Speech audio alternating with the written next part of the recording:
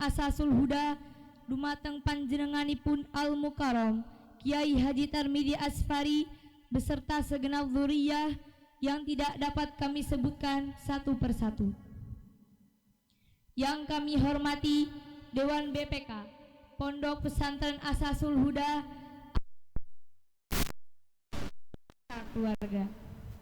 Yang kami hormati pimpinan Pondok Pesantren Asasul Huda A Mahbub Jauhari SAG beserta keluarga.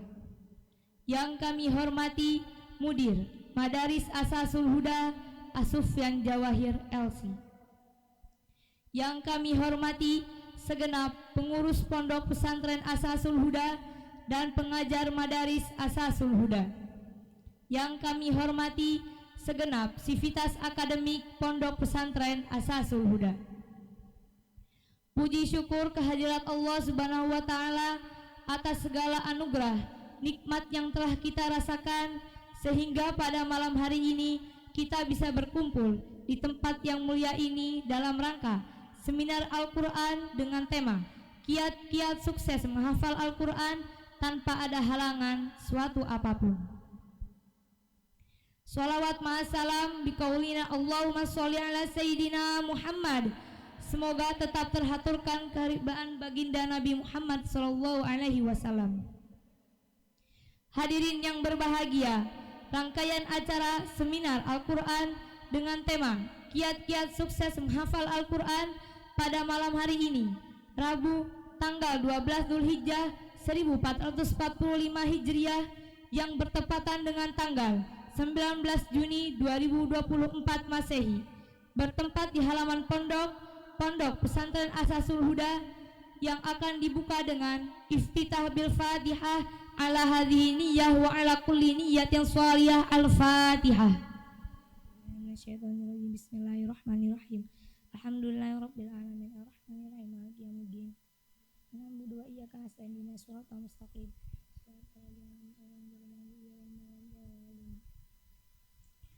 Melangkah pada acara yang kedua, pembacaan Asmaul Husna oleh santri putri Pondok Pesantren Asasul Huda dihaturkan.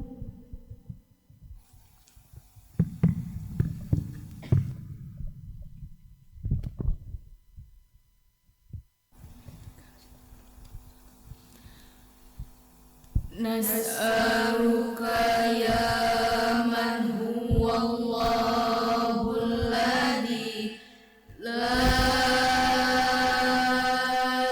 ilaha illa huwar rahmanur rahim.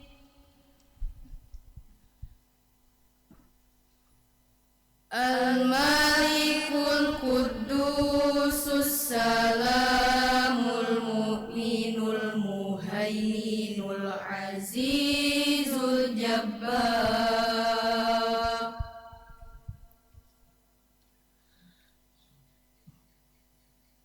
Al-Mutakabbirul Khaliqul Bari'ul Musawwirul Ghaffarul Qahharul Wahhabur Razzaqul Fattahul Alim.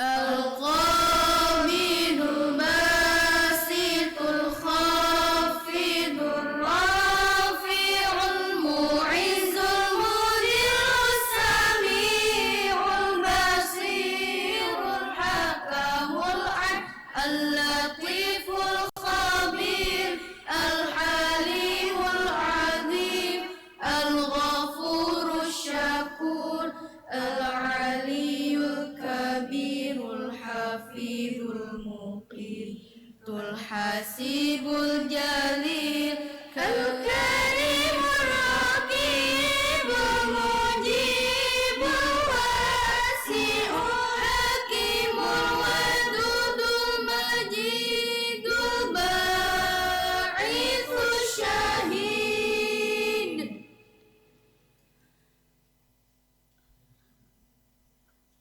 Al-Haqqul Wakil Al-Qadir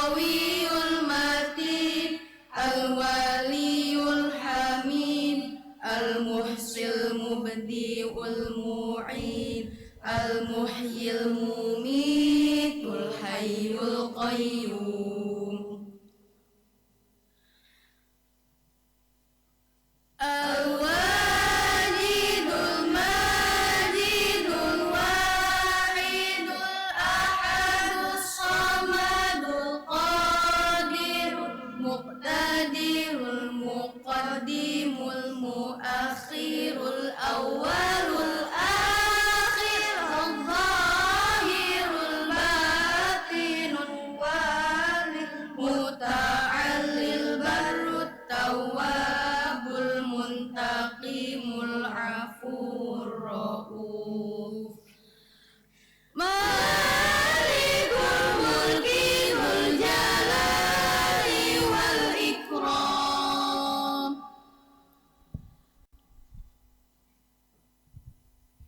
المقسط الجامع الغني المغني المانع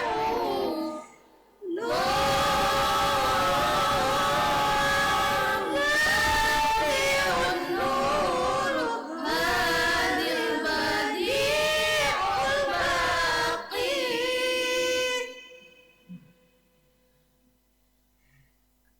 الوارث الرشيد الصبور الذي ليس كمثله شيء وهو السميع البصير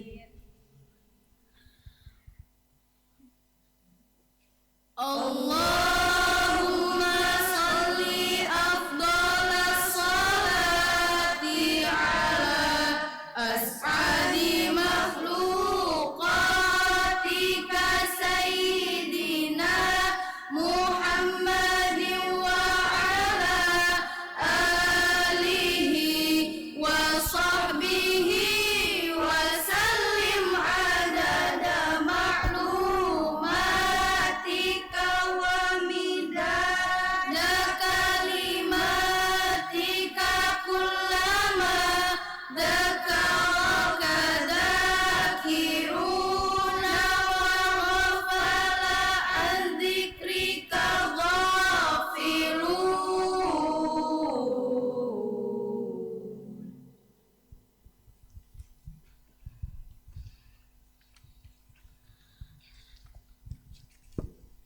Kepadanya dihaturkan.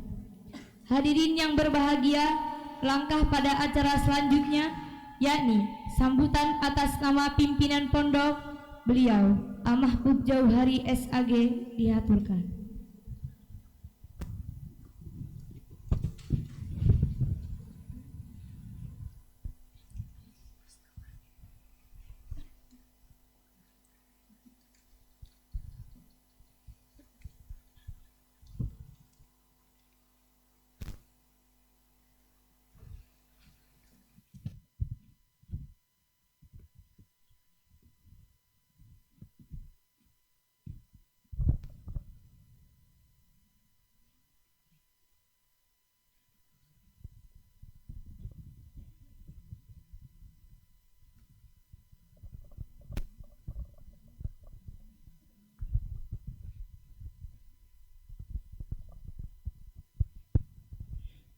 Assalamualaikum warahmatullahi wabarakatuh.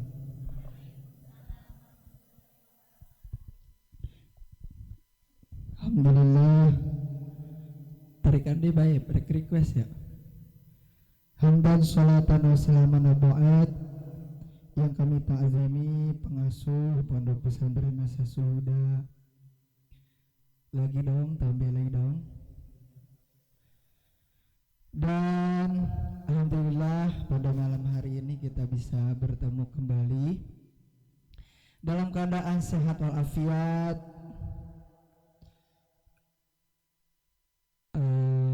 dan tidak lupa sekarang hari apa ini? Hari Rabu. Kalian pulang hari hari Minggu.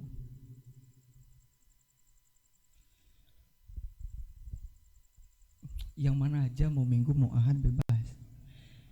Yang penting kamu meninggalkan pondok jangan meninggalkan luka lama. Apa itu luka lama? Enggak, kamu lihat wajah saya yang kamu ingat apa?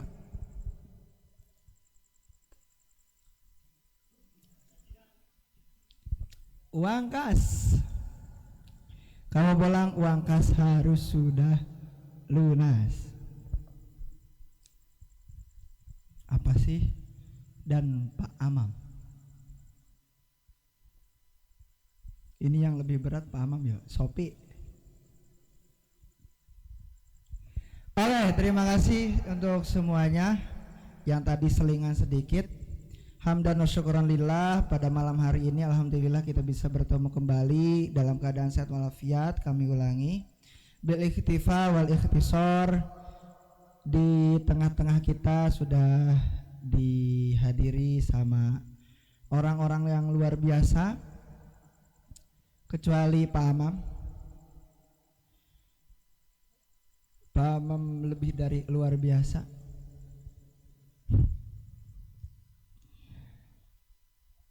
Kita kedatangan tamu besar, yaitu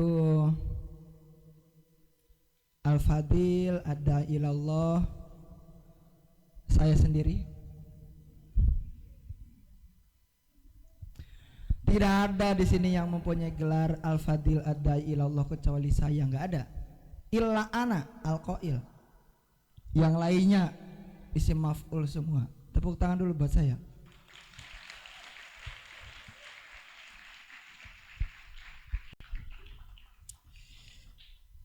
Karena nggak ada sampai yang ngejemput narasumber juga harus saya. Nanti Pak Amam harus belajar nyupir. Ya. Tapi ente no iya mah kudu kuring ngajemputna bahaya.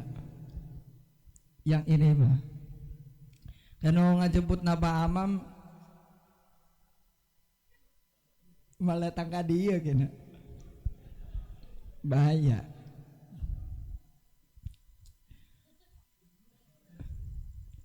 VVIP ya, jadi jangan Pak Amam yang jemput, bahaya. Pak Amam udah persiapan kamu, soalnya tulisannya moderator kamu mah. Iya, air udah jernih, jangan kamu bikin kiruh ku minyak. Nanti Pak Amam moderatornya, Pak Jajang, Pak Hilman.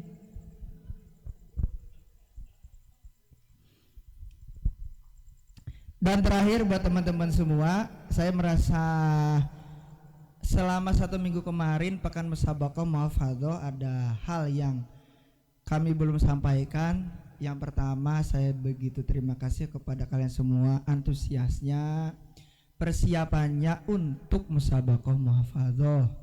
Tapi untuk yang hafalan wajib Muhafadzah akhirus sanah, saya merasa itu bagi saya pukulan yang sangat besar, karena jauh nilainya daripada kalau melihat statistik itu datanya turun. Baik dari kelas 7 gak ada yang bisa diharapkan, kelas 8, kelas 9, 10, 11 juga sama. Mungkin hanya penyelamat kelas 10 doang, naik pun 0,3%. Selebihnya kelas 7 turun drastis, kelas 8 turun drastis. Akhirnya yang hal-hal seperti ini menyebabkan kami harus evaluasi. Apa evaluasinya? 1, nanti tidak ada lagi wayak-wayak, gak ada.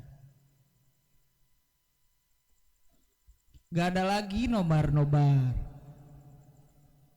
Gak ada lagi yang sifatnya hiburan, yang saya kira itu menjadikan kalian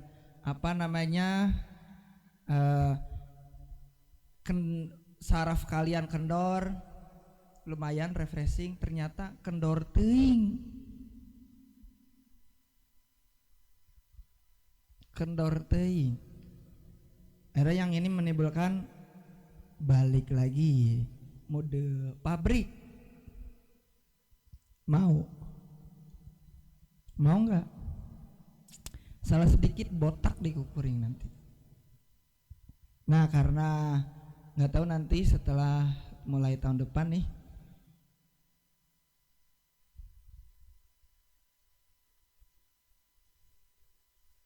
ya kalau yang naik cuma kelas 10 doang ya. Mufadah. Hah? 0,353%. Yang tahun kemarin 50%, yang udah 90%, sekelas 9 turun drastis, kelas 8 turun drastis sama. Nah ini harapannya, saya sudah terharu melihat kalian luar biasa ketika musabaqah perlombaan itu, ternyata melihat hasil muhafadzahnya yang bikin kami teman-teman pengajar menangis. Ternyata memang kalian itu nggak sanggup ngafalin yang sekian bait. Kalian tuh memang nggak sanggup ngafalin beberapa baris nazom, nggak ada. Nah ini harapannya untuk tahun depan teman-teman semua, terutama Mamang ini harus lebih baik lagi. Siap ini? Siap tidak? Siap tidak?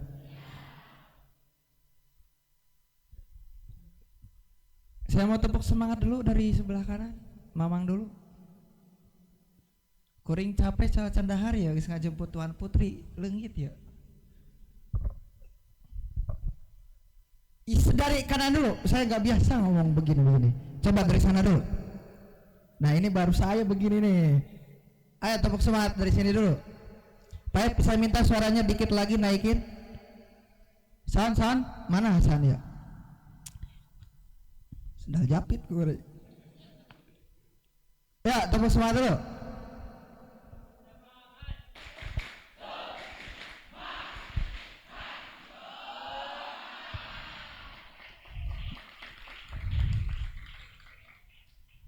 Ini nih, dari sini nih, coba nih.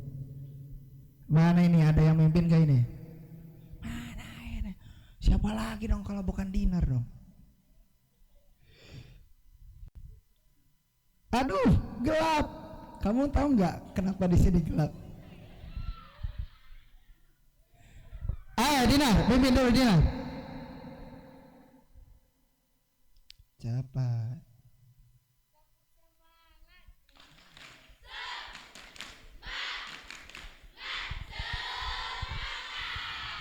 Nggak ada. Ini saya nggak mungkin turun nih kalau kalian masih tetap begini nih.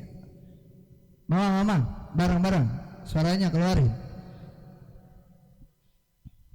Kita teriak-teriak dulu. Tamat Raju! Tamat Raju!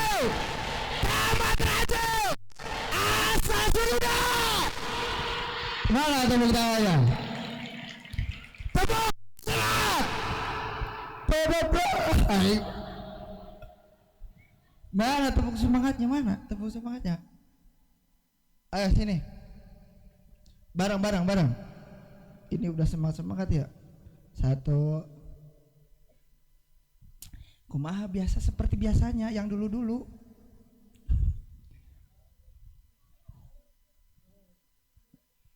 Oh, coba. Kamu punya apa lagi yang baru barangkali? Cepat. Daripada itu.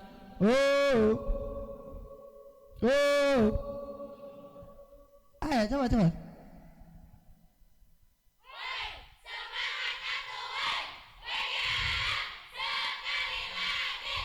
Balas. Mana kamu? Ya terus.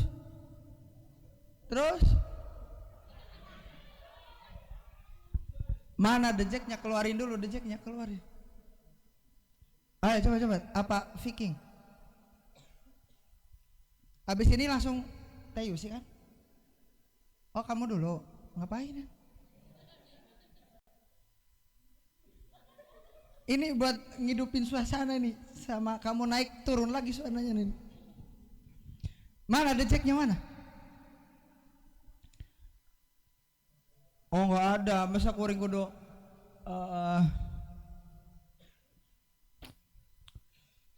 Nah sih biasanya kalian sok rame-rame teh apa sih? Dah sobat supporter. Ari di taman hese dek teh. Hujan deh. Cepat-cepat. Lila deh. Dasar anak pungut.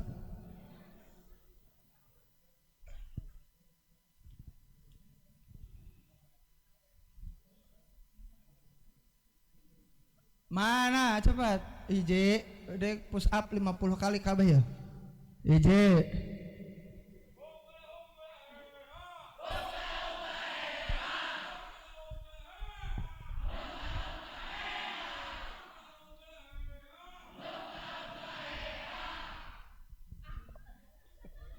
udah coba gitu doang.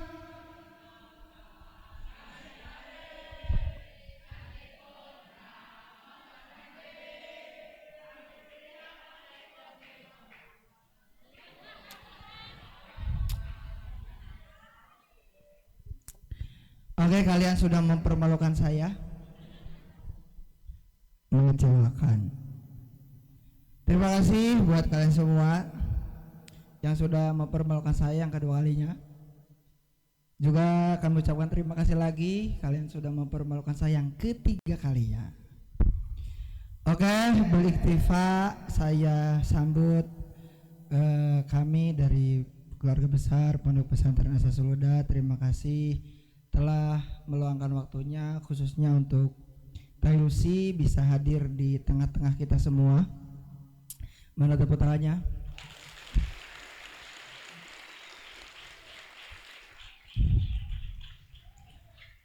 Mohon maaf apabila tutur kata saya tidak tersampaikan dengan begitu rapi, ABCD-nya juga tidak tersampaikan begitu rapi karena ada faktor-faktor lain yang menyebabkan saya berbicara blata blete.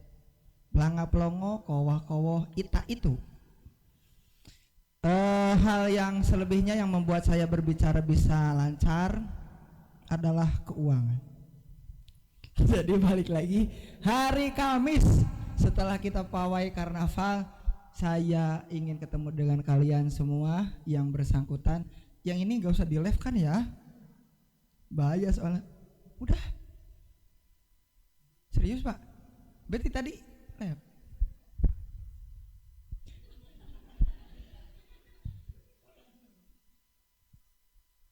Diarsip dulu aja.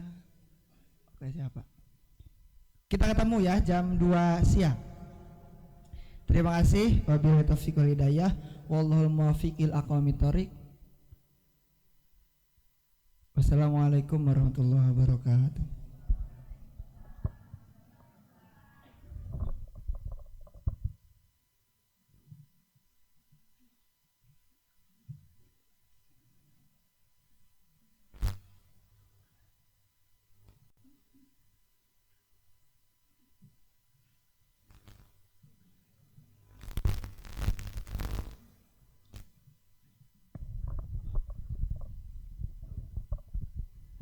Kepada beliau kami haturkan terima kasih.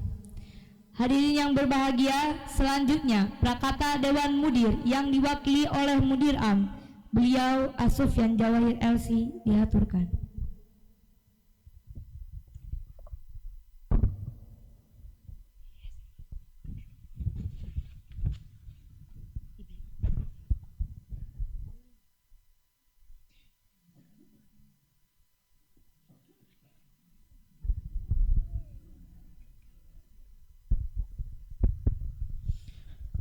Assalamualaikum warahmatullahi wabarakatuh.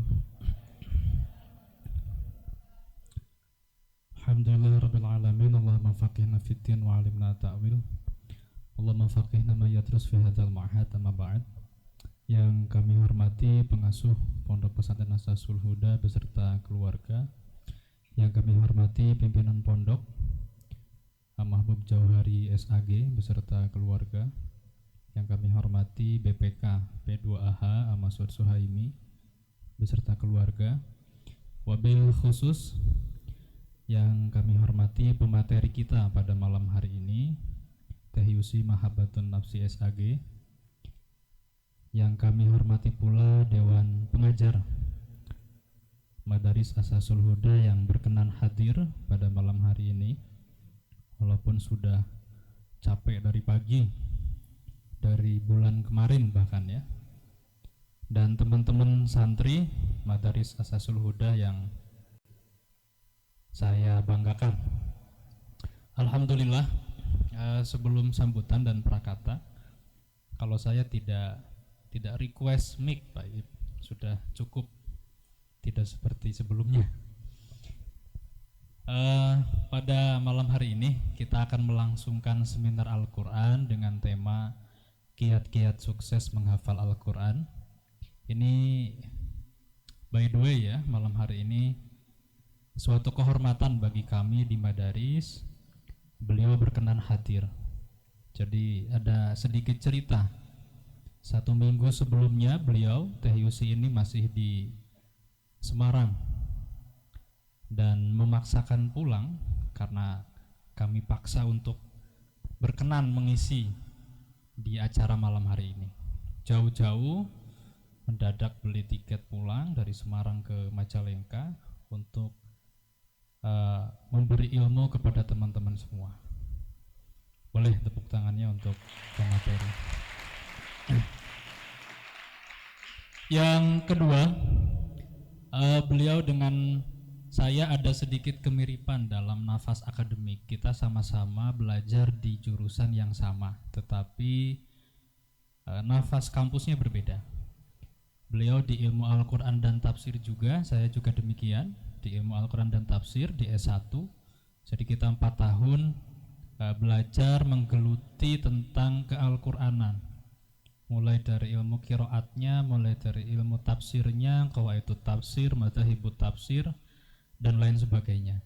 Nah ini semoga menjadi motivasi buat teman-teman ya. Teman-teman semua bisa istifadah, bisa mengambil ilmu sebanyak-banyaknya. Nanti ada sesi tanya jawab, silakan tanyakan anything about Quran, terserah antum semua, bagaimana caranya menghafal dan seterusnya. Nah kalau sekarang kita di Madaris masih menggeluti idgham saja ya, masih menggeluti Hidayatus Sibyan, itu pun gak hafal-hafal, masih sibuk dengan standar tajwid, itu juga nakis ya, covernya hilang kemana. Nah, semoga nextnya teman-teman bisa menggeluti ilmu tafsir, sejarah perkembangan tafsir Nusantara dan seterusnya. Harapannya demikian. Yang ketiga, tadi ada singgungan dari pimpinan pondok mengenai hasil muhafadzah. Kemarin saya sudah bicara banyak depan kalian semua bahwa kawan-kawan yang ahlur rodi ya, wa ahlu nunggak ya. Nah itu rapotnya saya amankan dulu di samping bantal saya, tidak diberikan kepada kawan-kawan. Bisa diberikan setelah teman-teman setoran ke saya atau sudah melunasi administrasi kepada Bapak Bendahara ya. Tapi per hari ini dari kemarin gak ada yang datang ke saya setoran, yang rodi-rodi itu, yang ada malah yang pulang.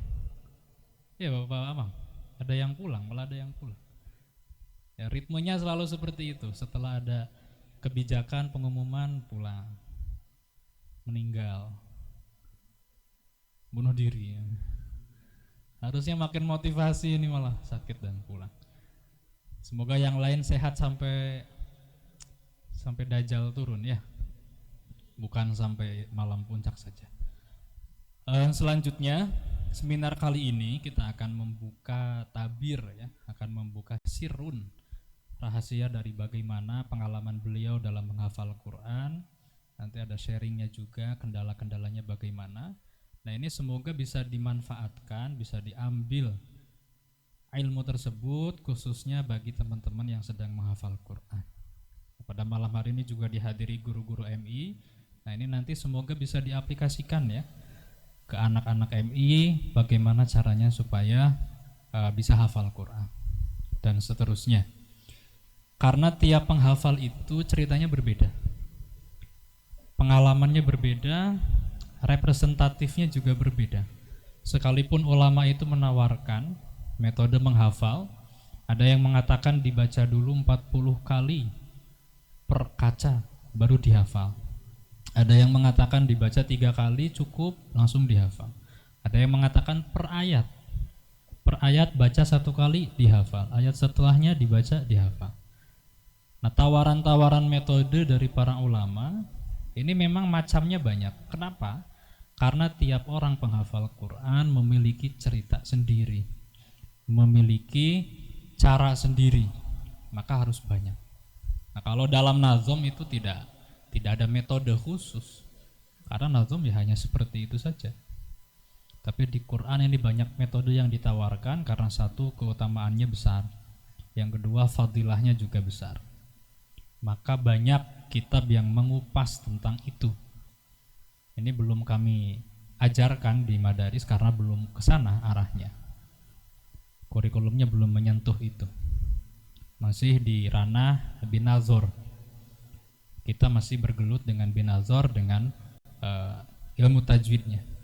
Nah, semoga di aliyah nanti ada peningkatan ya. Ada kemajuan, tafsir bisa diajarkan, dan teman-teman sudah capable, sudah layak untuk mempelajari itu semua. Karena syarat dari kalian mempelajari ilmu qiraat, syarat pertama itu minimal jazariyah sudah paham. Sifatul huruf, musammayatul huruf itu harus tuntas dulu, baru diperkenankan untuk mempelajari ilmu qiraat. Gitu ya. Nanti kita akan tahu apakah di kelas 3 aliyah nanti ada yang sudah capable untuk seperti itu atau tidak. Baik, kami kira sudah terlalu malam. Teman-teman sudah siap ya? Sudah membawa alat tulis semua? Ya, karena ilmu itu fisutur ya.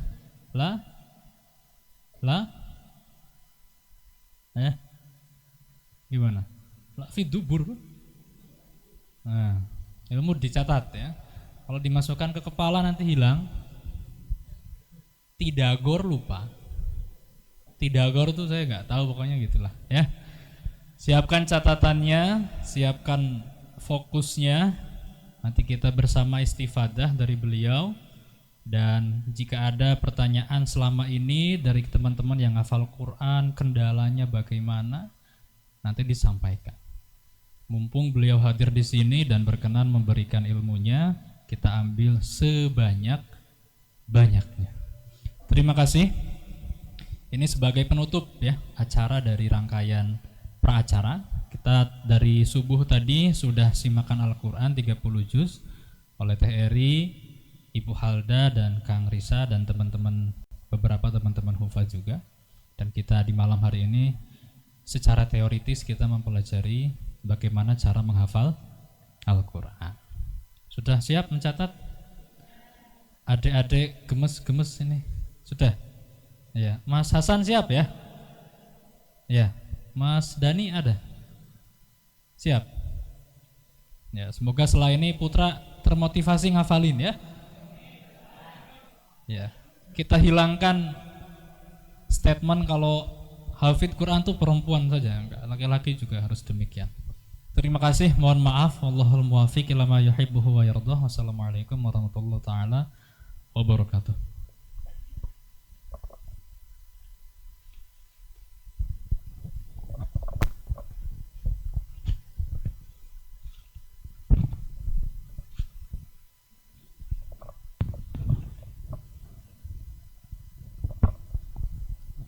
Kepada beliau kami haturkan terima kasih. Hadirin yang berbahagia, acara selanjutnya seminar Al-Quran dengan tema kiat-kiat sukses menghafal Al-Quran yang akan dimoderatori oleh Bapak Muhammad Badrut Tamam, mahasiswa S1 Pendidikan Bahasa dan Sastra Indonesia Universitas Sindang Kasih Majalengka, serta narasumber Ibu Yusi Mahabatun Nafsi SAG, mahasiswa S2 Ilmu Al-Quran dan Tafsir UIN Wali Songo Semarang. Kepadanya dihaturkan.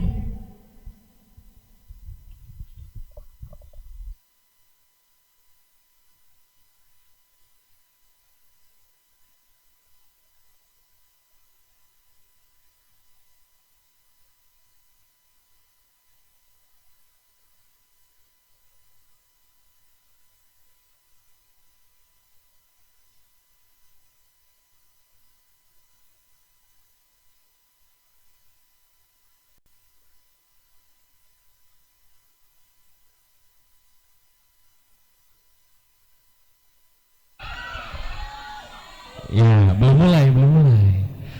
Assalamualaikum warahmatullahi wabarakatuh. Alhamdulillahirabbil alamin. Wassalatu wassalamu ala asyrafil anbiya'i wal mursalin wa ala alihi wa sahbihi ajmain, amma ba'du.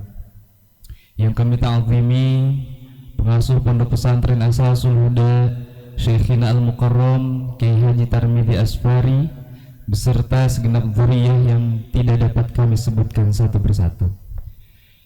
Yang kami hormati Bapak Dewan BPK Pondok Pesantren Asasul Huda Mas'ud Suhaimi beserta keluarga. Yang kami hormati pimpinan Pondok Pesantren Asasul Huda Mahbub Jauhari SAG beserta keluarga. Yang kami hormati Mudir Am Madaris Asasul Huda Asufyan Jawahir LC. Yang kami hormati segenap sivitas pengurus pengajar Madaris Asasul Huda. Tak lupa kepada seluruh santri Madaris Asasul Huda yang berbahagia. Alhamdulillah, pada kesempatan kali ini saya sebagai moderator dalam acara seminar Al-Quran, kiat-kiat belajar, kiat-kiat menghafal Al-Quran. Alhamdulillah, pada kesempatan kali ini sudah ada di samping saya, ya. Di samping saya seorang manusia yang luar biasa, ya.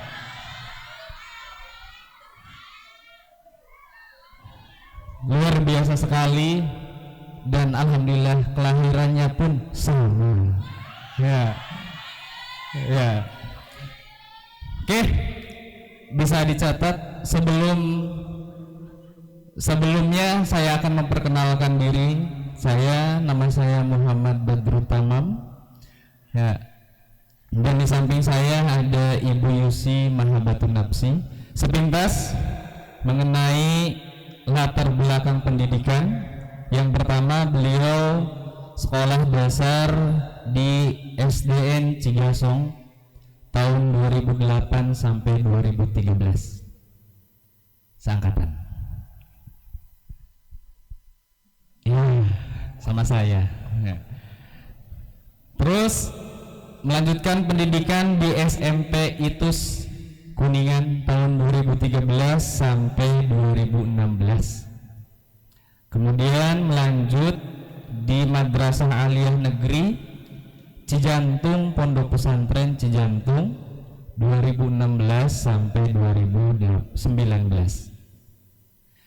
Terus S1 Universitas Islam Negeri jurusan Ilmu Al-Quran dan Tafsir tahun 2019-2023.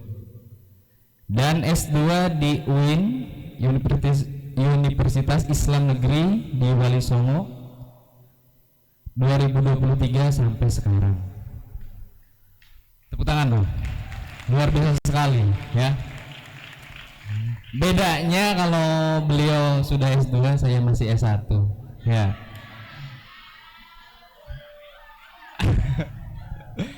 Oke, pengalaman organisasinya tahun 2020 sampai 2023 PPTQ Ummah Al-Quran atau Pusat Pendidikan Tahfidz Al-Quran, menghafal dari tahun 2020 sampai 2022. 2022, ya. Bentar, ya. Santai. Ya. Jadi menghafal Al-Quran cuma 2 tahun. Ya. Terus untuk pengalaman organisasi, ya, 2020 sampai 2021 menjadi Humas Kamapa. 2022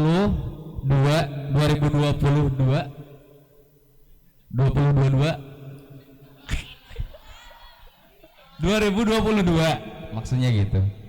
Anggota kaderisasi PKPT, ya Ibu ya, pimpinan Komisariat Perguruan Tinggi di Ibnu Ikatan Pelajar Putri Nahdlatul Ulama UIN Malang untuk organisasinya.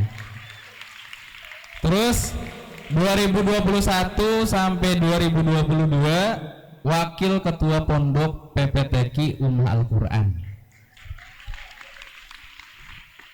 2022 sampai 2023 Ketua Pondok PPTQ Ummah Al-Quran. 2024 sampai sekarang Musyrifah Pondok Pesantren Ummah Al-Quran Putri. Ya, untuk relevan skill, yang pertama manajemen and counseling, yang kedua teach and leader, yang ketiga research and writing. Ya, benar tuh Mas Ana. Ya, untuk itu kita tak sabar mendengarkan pemaparan Ibu Yusi. Baik teman-teman, harap dicatat apa yang disampaikan, ambil hikmahnya, ambil semua ilmunya. Nanti kita ada sesi pertanyaan, silahkan ditanyakan. Ya, Putri 3, Putra 3, Ibu betul? Oh 3 aja, 3 pertanyaan. Ya, nanti ada sesi pertanyaan, silahkan barangkali ada yang mau bertanya, mengacungkan diri. Oke, untuk itu kita lanjut, kita sambut. Inilah seminar Al-Quran, kiat-kiat menghafal Al-Quran oleh Ibu Yusi Mahabatun Nafsi dihaturkan.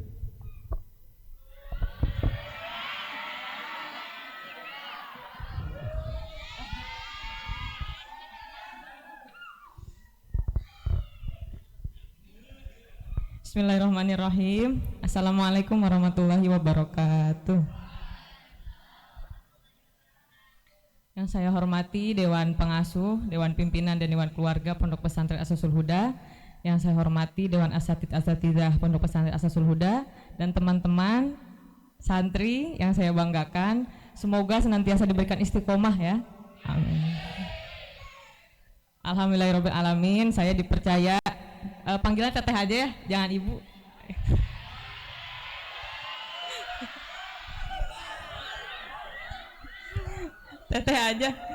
teteh aja nggak apa-apa. Kalau ibu mah asa ibu banget mah.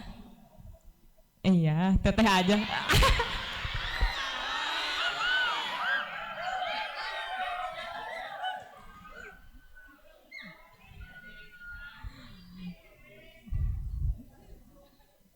Alhamdulillah teteh dipercaya buat ngisi seminar di sini. Meskipun terkesannya agak dipaksa ya sama Gus Sufyan itu. Soalnya itu waktu dikabarin itu posisinya pagi-pagi, teteh di pondok, habis setoran tidur lagi. Maaf ya, jangan ditiru. Habis gitu ada WA dari Sufyan. Teh katanya gitu. Teh apa ya lupa. Teh aja gitu. Terus tiba-tiba ditelepon, orang bangun tidur ditelepon, kan suaranya masih bangun tidur. Kunaon aku gitu ya. Terus teh tiasa ngisi seminar tuh, aduh sya, gugah bobo di tas seminar, pan kaget. Ay abi kudu kumaha atuh, kudu kumaha abi. Pan kaget awal nama mual da abi atuh nu sanes wae, da abi teh acan sukses pami ngafal mah. Terus tapi alhamdulillahna sebenarnya kan saya di pondok, teteh kan lagi di pondok lagi ada program riadoh di mana setiap hari zikir dan mengaji. Nah itu kan mumet. Alhamdulillah saya suruh pulang. Alhamdulillah. Terima kasih. Akhirnya saya izin Bunyai kalau saya ada acara di rumah disuruh mengisi kajian ini. Terus alhamdulillah diizinin Bunyai dan saya akhirnya pulang bertemu kalian semua.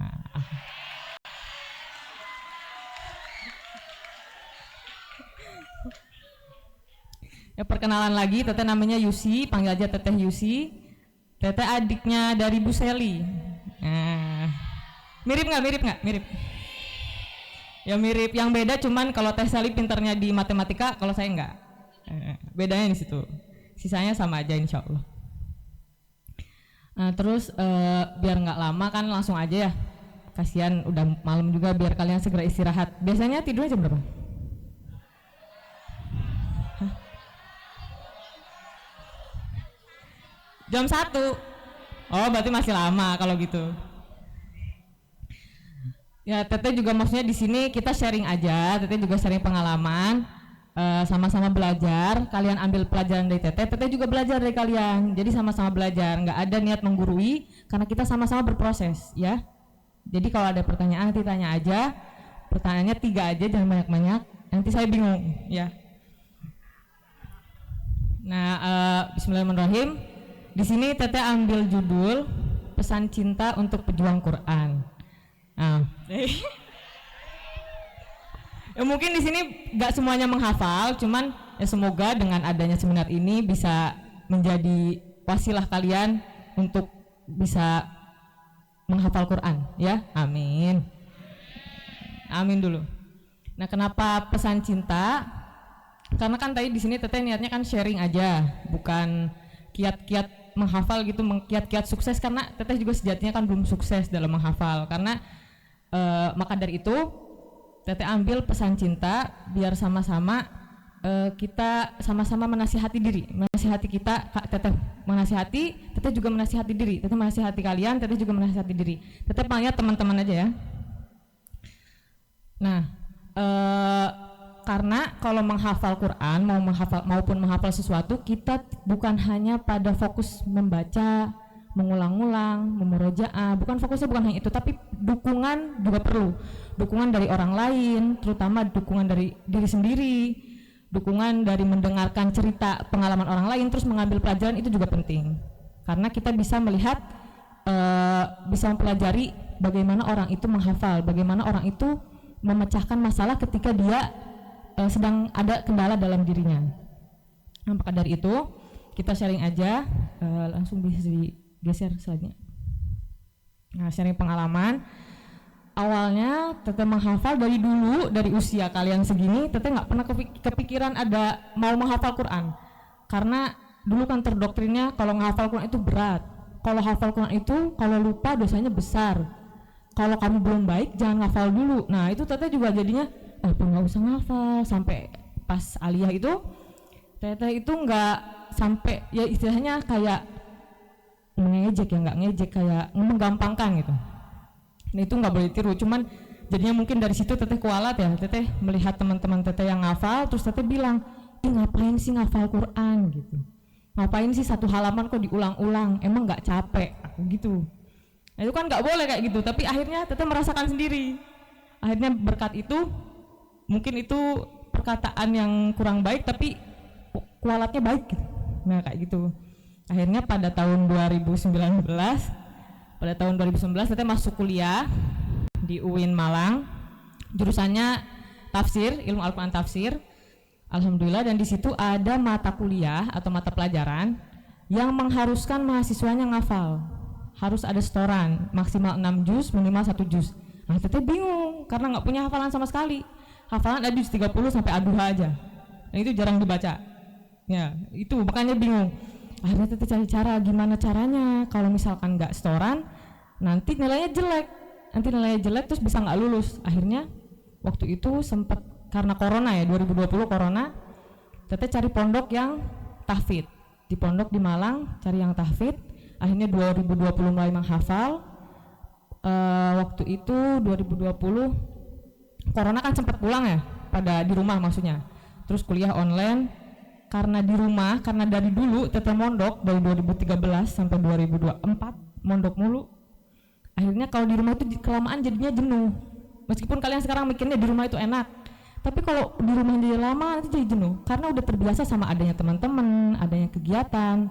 Jadi akhirnya Teteh juga di rumah cuma 3 bulan, akhirnya pergi lagi ke Malang buat ngafal itu. Akhirnya di situ 2020 Teteh ngafal.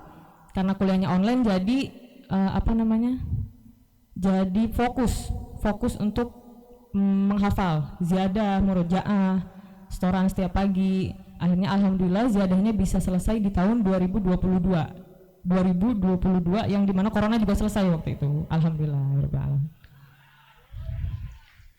Alhamdulillah. Terus waktu itu karena Teteh kan dulu juga waktu pas masa kalian itu nggak yang sering ngaji Quran ya, sering ngaji Quran. Jadi ketika pertama menghafal itu yang ada baca Qurannya ini masih kaku lidahnya. Akhirnya pas pertama awal setoran, perasaan yang dihadapi itu ada senang, sedih sama takut.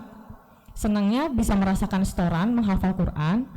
Terus sedihnya karena bacaannya masih kurang, masih jelek, makhrajnya masih belum bagus, terus masih kaku lidahnya, dan itu sedihnya di situ. Karena kan dulunya nggak ada niatan ngafal, nggak suka ngaji Quran juga. Ngaji Quran semangatnya kalau Ramadan aja, sama kalau setoran di pondok, setoran ke ustadz gitu. Terus akhirnya di situ sedihnya, terus takutnya masih ada perasaan kayak menghantui, ntar gimana ya kalau nggak lancar gitu, ntar gimana ya kalau lupa gitu. Itu perasaan awal-awalnya. Terus kalau di pondok Teteh itu setorannya minimal 1 halaman dan lancar, minimal 1 halaman lancar, soalnya ba'da subuh, dan di mana kalau di sana manggilnya Abuya sama Uma, itu Pak Kiai sama Bunyanya dipanggilnya Abuya sama Uma, dan di situ Abuya sama Uma nerima setoran, dan kita santrinya nggak boleh nunggu, nggak boleh buat beliau berdua menunggu. Nah kalau bisa kalian juga jangan sampai kalau misalnya setoran apapun atau enggak bahkan setiap ngaji apapun jangan sampai guru yang nunggu, nah itu kan nggak boleh. Nah, Teteh sistemnya kayak gitu. Jadi setiap Abuya sudah duduk sama Uma, kita harus langsung maju, langsung antri, dan jika setorannya nggak lancar, itu balik lagi, mengantri lagi, kayak gitu terus. Terus murojaahnya ba'da isya, terus ada evaluasi itu 1 juz bil ghaib di mik, terus baru ada tasmi kelipatan 5. Itu waktu Teteh di pondok kayak gitu. Nah, terus untuk metode menghafal, semua orang kan punya potensi yang berbeda-beda ya. Punya potensi berbeda-beda, metodenya juga berbeda-beda. Cuman untuk metode menghafal itu semuanya mau dari kiai, mau dari para ahli, mau dari Quran itu sendiri kan sudah ada menyediakan Quran menghafal gitu.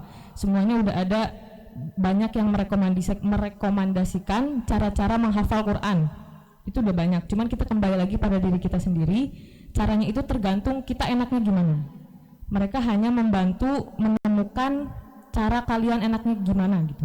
Kalau Teteh itu menghafalnya, caranya waktu dulu, waktu ziyadah metodenya pakai Quran per kata. Teteh itu pakai Quran per kata, Teteh lihat maknanya setiap kata, kemudian yang Teteh hafal itu Teteh sambil dibayangkan ayat itu bahas apa. Nah itu kalau Teteh lebih mudah kayak gitu. Terus untuk waktu, terus untuk gaya orang kan beda-beda ya kalau ngafal, ada yang kencang suaranya, ada yang pelan juga bisa ngafal, itu kan beda-beda. Itu juga kalau Teteh termasuknya yang biasa aja, nggak yang kenceng banget tapi pelan juga enggak, cuman lebih masukan kalau sepi. Ada beberapa orang yang kalau ngafal itu harus rame, ada yang kalau rame dia baru masuk hafalannya itu ada yang harus sepi dulu ada. Terus ada yang ngafal itu dia tidur dulu baru ngafal, ada yang ngafal dulu baru tidur. Nah itu kan beda-beda sesuai dengan kemampuan kalian masing-masing. Nah untuk Teteh sendiri metodenya yang tadi. Terus kalau misalkan udah stuck, kalau stuck itu apa namanya, macet itu kayak udah aku nggak hafal-hafal gitu, biasanya itu otaknya capek. Kalau misalkan dipaksa nanti kita emosi, biasanya kayak gitu. Kalau udah capek terus dipaksa ngafal, biasanya kita malah emosi, yang ada malah nggak sabar, malah jadi malas, akhirnya nggak ngaji. Kalau udah kayak gitu, itu ditidurin dulu, otaknya istirahatin dulu, baru nanti dibuka lagi. Kalau itu Teteh kayak gitu. Itu kalau sering pengalaman Teteh menghafal ya kayak gitu. Ya bisa di slide. Nah, terus pasti kan Teteh kan menghafalnya di usia yang udah nggak muda ya, maksudnya nggak yang kayak kalian belasan tahun. Teteh usianya 20-an, 21 menghafal, dimana itu dibarengin sama kuliah kan kesibukannya beda sama anak sekolah ya, meskipun padetannya masih padatan anak sekolah, tapi menghafal sambil kuliah juga bukan hal yang mudah gitu. Nah pas itu pasti tantangannya pasti ada banget ya, dimana ngaji sambil nangis, ngaji sambil nggak mood, pengen pulang tapi pulang jauh karena aku di Malang, jadinya ditahan aja. Terus biasanya tantangannya banyak, cuman Teteh klasifikasikan aja jadi 2, yaitu dari diri kita sendiri sama lingkungan. Nah, kan pasti pernah dengar ya, kalau misalkan musuh terbesar kita adalah diri kita sendiri. Iya betul, itu betul sekali. Sampai sekarang juga masih kayak gitu. Teteh juga masih kayak gitu, masih rasa malas ada, belum baik dalam memanage waktu itu ada, terus mudah menyerah juga ada. Nah, maka dari itu yang pertama tantangan dari diri sendiri itu pasti malas. Malas itu pasti ada, dan pasti ada. Malas itu apalagi kalau nanti kalau udah di rumah, udah malas. Jangankan ngaji, buka Qur'annya aja malas. Karena ada apa? Karena ada HP, tambah ada game, ada drakor ya. Udah tuh, udah nggak akan kepegang Qur'annya. Dipegang aja enggak. Makanya teteh pesan kalau malas itu kan yang bisa ngontrol diri kita sendiri. Mau orang ngomong sampai berbusa juga kalau kitanya nggak ada gerakan sama sekali, itu tetap malas. Karena kunci malas itu, ngelawan malas itu ya dengan dikerjakan.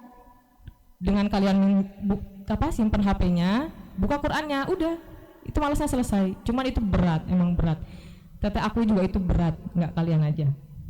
Maka dari itu malas itu musuh yang paling besar diri kita sendiri.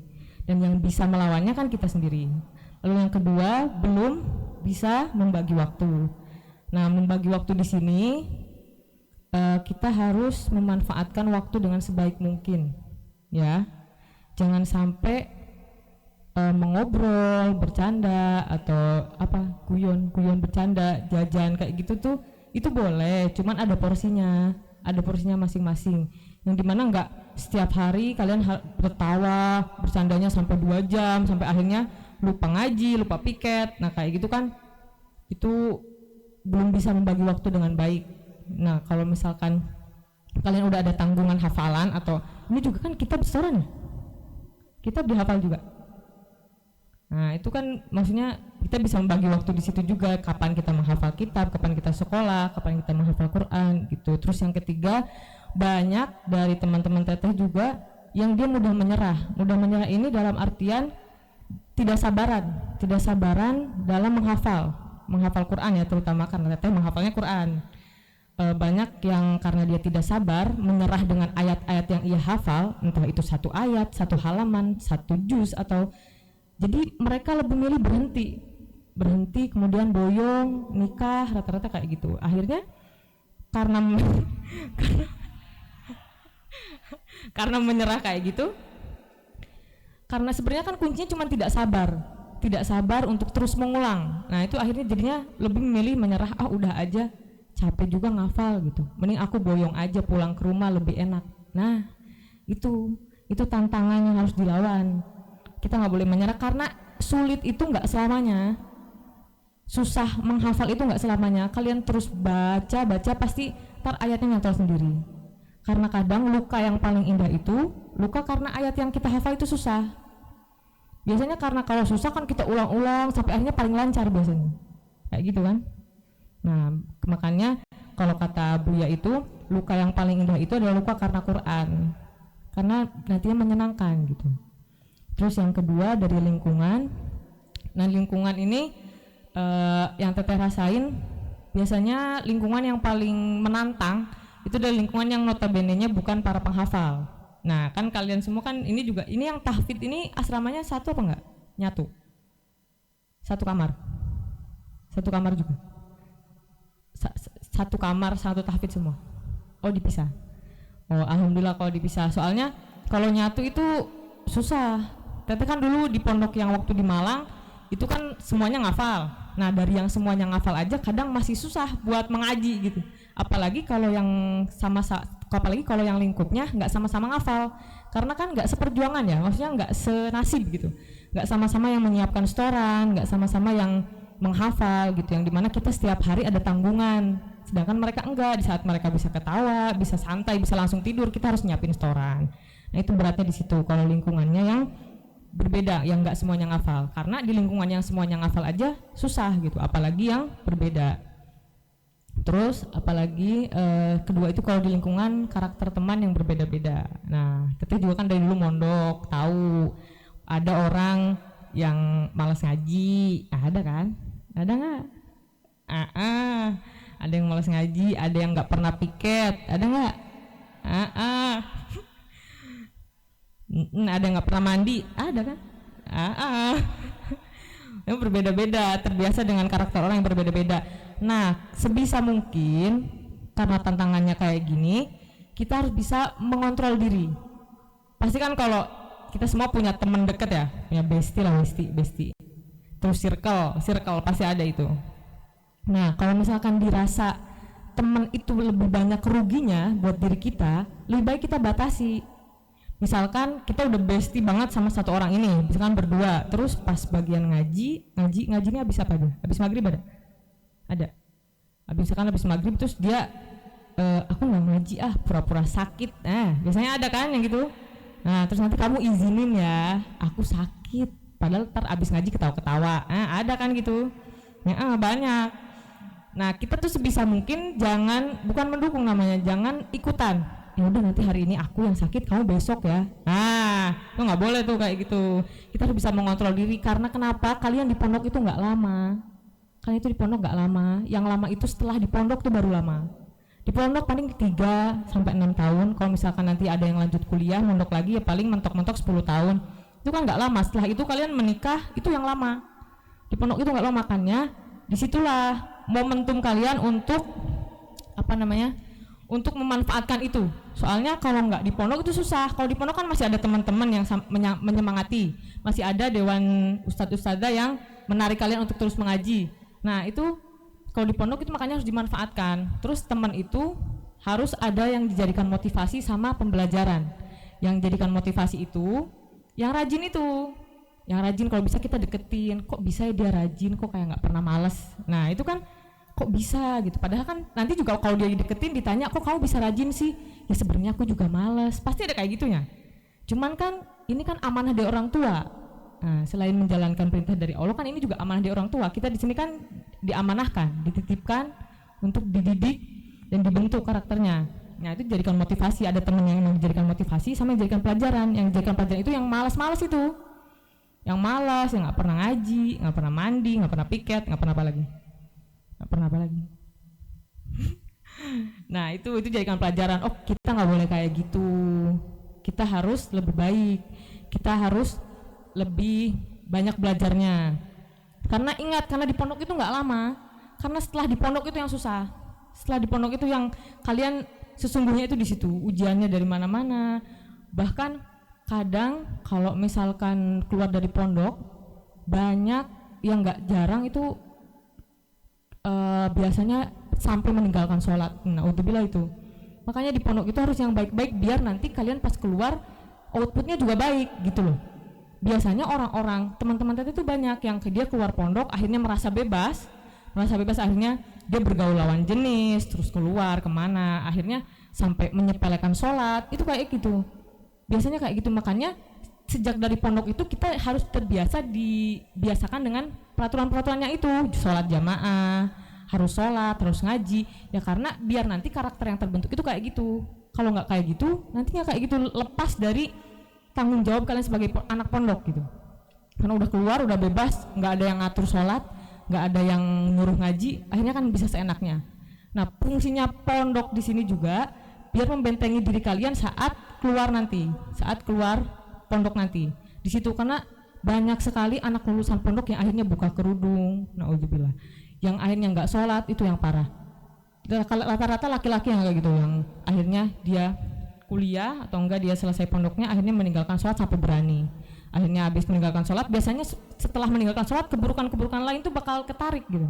Habis meninggalkan sholat dia narkoba, dia minum-minum. Nah itu nggak boleh tuh, hati-hati. Makanya di pondok ini yang baik-baik ya, nggak lama, beneran nggak lama di pondok ini, nggak lama ya. Terus selanjutnya ini intinya, ini nggak lama insya Allah. Ini kesuksesan penghafal Al-Quran itu, kalau dulu saya selalu ditekankan sama Buya itu, kalau kuncinya menghafal itu ada 3. Yang pertama niat, yang kedua himmah, yang ketiga istiqomah. Nah niat ini harus selalu di-upgrade. Meskipun awalnya niat saya juga kan dulu karena tuntutan mata kuliah, tapi lama-kelamaan kalau sudah terus berkecimpung dengan Al-Quran, lama-lama niatnya berubah sendiri. Oh ini karena Allah gitu. Meskipun pertamanya aku karena dipaksa orang tua gitu, ada yang kayak gitu kan, dipaksa orang tua, kamu harus jadi hafidh, kamu harus jadi hafidhoh, ngafal Quran. Kan kadang kesel kalau dipaksa. Tapi kalau kita lama-lama, meskipun kita terpaksa, tapi lama-lama dibiasakan, biasanya ntar niatnya berubah sendiri.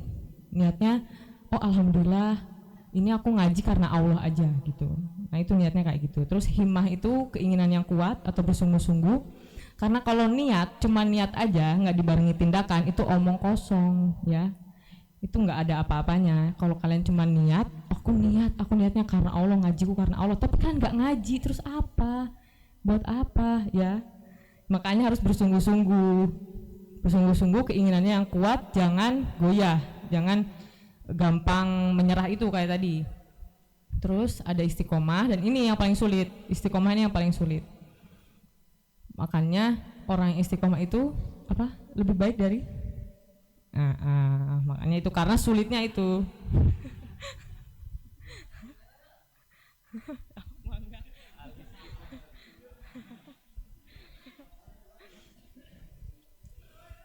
Nah terus itu yang pertama, kita harus selalu mengingat niat kita apa. Ya itu nggak cuma menghafal Quran, kalian di sini aja niatnya apa. Niatnya cuma pindah tidur dari rumah, oh kacau itu nggak bisa. Di sini harusnya niatnya apa? Mengaji, kan mengaji, belajar, kan niatnya itu. Ingat niat yang awal pertama itu. Jadi ketika malas, kok aku malas ya? Niatku kesini apa? Nah itu harus terus diingat buat terus biar himmah itu muncul gitu. Dia bersungguh-sungguh. Terus yang ketiga tadi istiqomah. Lalu selanjutnya ikhlas dalam menghafal. Ikhlas ini bukan hanya dalam menghafal, dalam kalian menjalani ini aja itu harus ikhlas. Karena kalau nggak ikhlas nanti beratnya ke kalian sendiri. Kalau nggak ikhlas itu nanti kalian berat, yang jadinya beban, jadinya ada kesel aja, malah jadinya ngamuk aja. Itu karena nggak ikhlas. Coba kalau nggak ikhlas, oh iya, alhamdulillah aku ngaji gitu. Alhamdulillah ngajiku karena Allah. Alhamdulillah aku ngaji, aku senang, aku ikhlas, aku nggak minta apa-apa, aku cuman pengen ridho Allah aja. Nah itu ikhlas. Nggak yang kalian, kalau kalian nggak senang terus nggak ikhlas tuh jadinya kayak mau ini malas, mau ngaji ini malas, akhirnya kayak karena malas itu akhirnya ntar jadinya mereka doang, tau nggak mereka doang, jadinya nggak mood gitu, nggak mood apa nggak mood ya karena nggak ikhlas itu. Dan ikhlas itu kunci utama juga dalam segala sesuatu. Terus selanjutnya, nah selain ada niat, himmah, istiqomah dan ikhlas, jangan lupa juga berdoa. Berdoa itu penting karena semua apa yang kita usahakan hasilnya tetap pada Allah. Kita cuma bisa berusaha, hasil akhir itu tetap finalnya tetap di Allah. Makanya itu jangan lupa berdoa. Kita punya niat, punya himmah, kita berusaha istiqomah tapi lupa berdoa, itu juga bahaya. Kita bisa disebut hamba yang sombong karena tidak meminta pertolongannya. Untuk istiqomah aja kita harus minta kekuatan. Untuk ngaji aja kita harus minta kekuatan karena kita duduk di sini, kita bisa di sini mendengarkan teteh, misalkan teteh juga melihat kalian ya karena karunianya, karena anugerahnya. Kalau tanpa penggerakan dari Allah, kita nggak bisa di sini. Makanya kalian yang di pondok ini kan anugerah, pilihan-pilihan, orang-orang pilihan. Karena anak-anak sekarang itu wah moralnya udah kacau. Maksudnya banyak dari sosial media itu anak-anak perempuan maupun laki-laki itu kayaknya kalau sekarang tuh bahaya kalau nggak mondok gitu. Karena yang di pondok aja biasanya bahaya, apalagi yang nggak mondok gitu loh. Nah, tuh makanya itu juga sebuah anugerah yang kalian harus berdoa untuk minta istiqomah, minta niatnya terus diperbaiki. Kalian berdoa juga jangan lupa harus minta doa sama orang. Karena itu yang bakal tembus ke langit lebih cepat itu ya doa orang tua kalian, ridho orang tua kalian itu juga harus dimintain setiap kalian pulang, setiap kalian mau kesini itu harus dimintain karena tanpa ridho dan doa orang tua kalian bukan apa-apa ya. Karena kan ridho Allah juga terletak pada ridho kayak gitu. Terus yang keempat, jangan takut gagal, jangan minder mulu, jangan minder. Gak mau mondok, gak mau ngafal karena takut dicap akhlaknya masih jelek tapi udah ngafal Quran. Nah itu doktrin-doktrin yang jelek dari orang-orang sekitar tuh kayak gitu. Kamu kok ngafal Quran tapi masih kayak gitu. Kamu kok ngafal Quran kok ngomongnya masih kotor, masih jelek, kayak gitu. Nah itu tuh doktrin-doktrin kayak gitu jangan sampai membuat kita oh ya apa aku nggak usah ngafal ya, apa aku nggak usah mondok ya. Nah justru karena kita terus merasa nggak pernah baik, dan itu harus, kita nggak boleh merasa lebih baik. Maka dari itu kita harus terus mendekatkan diri kepada Allah ya, dengan mengaji, dengan membaca Al-Quran, menghafal. Justru karena itu, makanya kalau ada orang bilang kok belum baik udah ngafal, ya justru karena belum baik aku ngaji gitu loh. Dibalasnya kayak gitu. Kalau udah baik, itu nggak ada manusia yang baik kecuali Nabi ya, kecuali Nabi, para aulia itu nggak ada. Kita harus terus mengupgrade diri, terus lebih baik, dan dengan caranya mendekatkan diri kepada Allah kayak gitu. Jadi jangan pernah takut gagal, jangan pernah ngedengerin omongan orang yang buat kalian menyerah gitu. Nah itu kita harus bisa mengontrol diri, terus mengupgrade diri menjadi lebih baik dengan cara mengaji itu atau berada di majlis-majlis ilmu kayak gini. Terus kalau dalam Quran, dalam menghafal Quran itu mungkin itu bukan target. Meskipun ziyadah kalian selesai, terus murojaah kalian lancar, mau diulang dari juz 1 sampai juz 30, mau dibalik 30 sampai juz 1 kalian lancar tanpa ada salah, itu bukan target. Karena kalau mungkin dijadikan target, nanti kalau udah mungkin mau ngapain lagi? Udah, ngajinya mau udahan, kan nggak gitu. Makanya mungkin itu jangan pernah dijadikan target, tapi mungkin itu sebuah proses kita untuk terus menjaga hafalan. Nah, mungkin itu jangan pernah dijadikan target. Karena kalau kita udah mencapai targetnya, biasanya kita malah jadi lepas gitu. Maksudnya, udah mungkin, udah aku nggak ngaji lagi karena aku udah hafal. Nah, itu yang salah. Makanya tidak boleh dijadikan target. Lalu yang terakhir, kalau misalkan udah selesai Qur'annya, kalau dulu pesan dari umaku, beliau bilang kalau misalkan ngafal itu usahakan ziyadahnya selesai. Jangan berhenti di tengah jalan. Misalkan meskipun kalian udah kelas 12, terus ziyadahnya baru sampai juz 15 atau juz 10, terus akhirnya keluar dan dilanjutkan. Nah biasanya itu benar-benar yang tidak dilanjutkannya itu tidak dilanjutkan, yang udah abai aja gitu. Makanya dari itu itu menegaskan kalau ziyadahnya harus selesai, karena kalau orang ziyadahnya selesai, mereka punya tanggungan, mereka punya tanggung jawab yang nggak bisa disepelekan gitu. Beda sama orang-orang yang ziyadahnya belum selesai, mereka menganggapnya kan aku belum hatam gitu. Jadinya ya udah aku nggak usah ngaji. Nah biasanya kayak gitu. Jadi teman-teman barangkali nanti dapat anugerah Allah untuk menjaga kalamnya. Jadi saya pesan ziyadahnya selesain gitu ya. Terus jangan pernah juga takut sama statement katanya orang hafal Al-Quran itu kalau lupa itu dosanya besar. Nah itu kan bikin takut sebenarnya. Kok bisa orang ngaji dosanya besar gitu kan? Yang dosanya besar itu bukan orang yang lupa, tapi melupakan. Nah itu yang besar. Kalau lupa kan wajar. Kita manusia tempatnya lupa dan salah. Lupa itu wajar.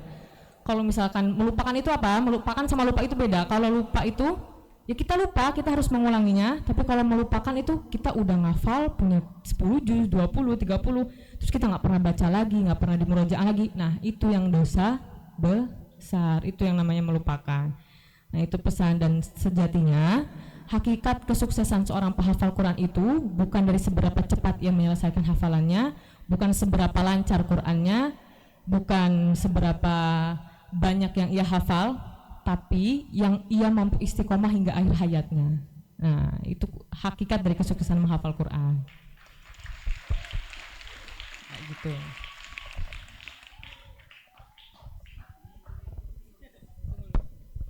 Nah karena kalian kan habis ini pulang, barangkali mau bikin story kan. Nah ini ada referensi captionnya. Biasanya kan suka quotes-quotes gitu. Nah boleh di slide-nya. Nah ini yang pertama itu, jangan jadikan menghafal Al-Quran itu sebagai beban, tapi jadikan sebagai kalau jadikan beban nanti berat. Nanti kalian berat, merasanya kayak beban, aku punya beban setoran, aku punya beban tanggungan. Makanya itu jadikan sebagai hiburan, biar senang kalau buka Quran itu senang, bukan jadikan malah ngaji lagi, ngafal lagi, setoran lagi. Nah itu kan jadinya beban. Coba kalau kita tuh buka Quran itu alhamdulillah kita ngaji lagi gitu loh, alhamdulillah kita bisa ngobrol lagi sama Allah, kan hakikatnya kan baca Quran itu Allah ngobrol sama kita. Kayak gitu. Terus yang kedua belum yang kedua itu kalau dulu tuh biasanya kalau kan setorannya ba'da subuh, biasanya kan berarti kan bikin setoran itu malam, kalau enggak besok kemarinnya.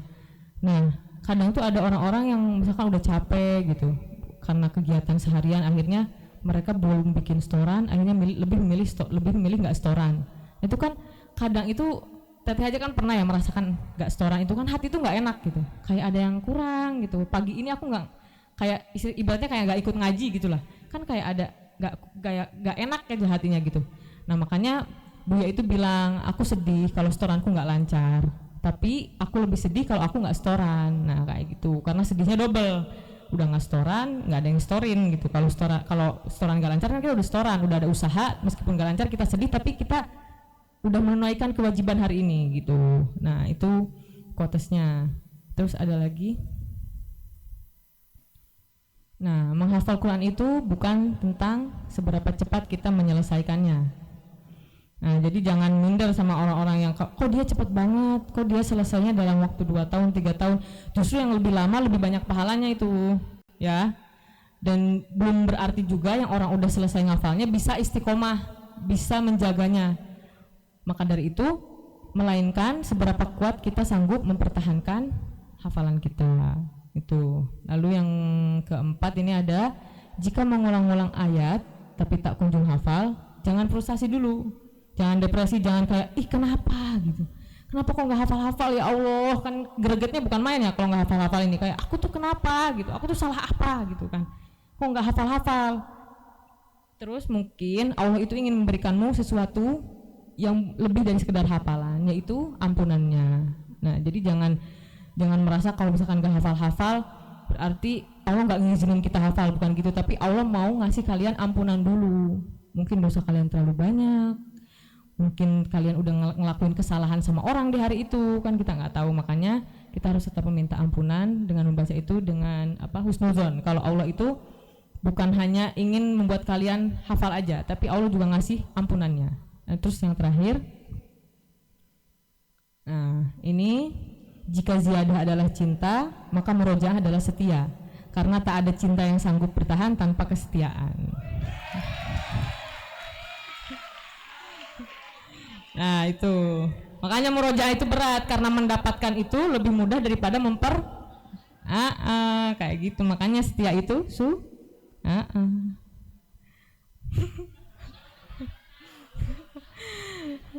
Nah, terus yang terakhir itu, hafalan itu layaknya kekasih. Saat kau berkali-kali gagal membuktikan kesetiaan, sesekali ia akan mengambil jarak darimu, bukan hendak meninggalkan, tetapi hendak melihat sejauh apa perjuanganmu untuk mengejarnya kembali. Nah, kayak gitu. Alhamdulillah. Nah itu quotesnya, silahkan dicatat ya. Dicatat. Kalau diingat biasanya lupa. Ntar bisa direview lagi kalau belum kecatat. Nah kayak gitu mungkin yang bisa saya sampaikan. Semoga teman-teman bisa ambil yang baiknya, buang yang buruknya. Semoga bermanfaat bagi kita semua. Dan saya kembalikan ke moderator.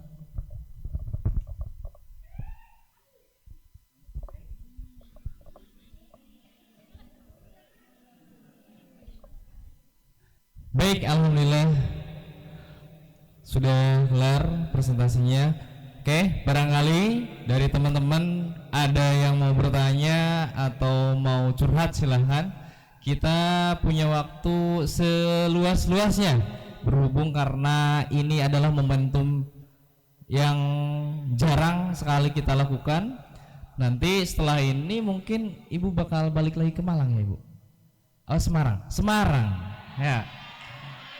Jadi ini momentum yang paling baik kita bertanya ya. Oke. Barangkali dari santri putri silakan, ada yang mau bertanya? Santri putra. Oke, silakan.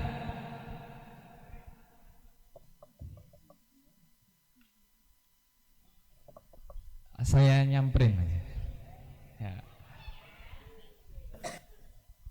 Perkenalkan nama, alamat.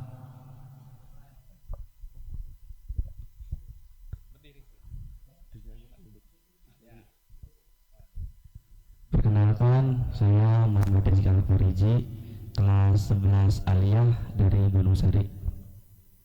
Kan tadi kunci menghafal yang pertama.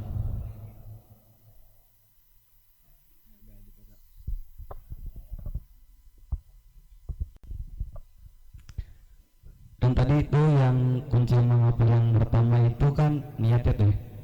Nah, tapi kan yang namanya niat itu dari hati. Dan yang namanya hati itu kan suka bolak-balik. Maksud bolak-balik itu mungkin dari sekarang giat ngapalin, mau ngapalin terus malas. Itu mungkin faktornya bisa dari diri sendiri dan dari lingkungan. Nah, dan ini juga untuk motivasi untuk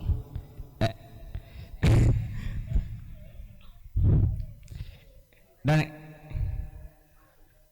saya mau menanyakan caranya teh, cara agar niatnya itu tetap baik. Nah, itu bagaimana?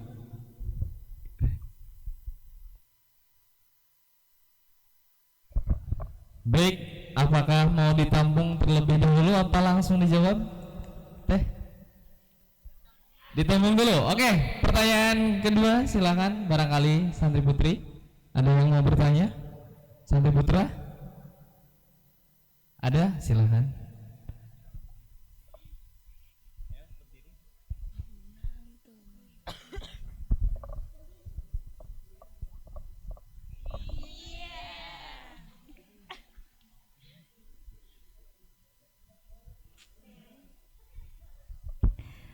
Perkenalkan, nama saya Istina Putri Diar, saya dari kelas 11.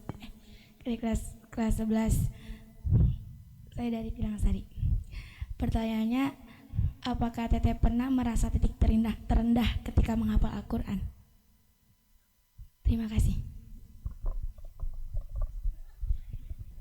Oke, satu pertanyaan terakhir untuk sesi pertama. Oke.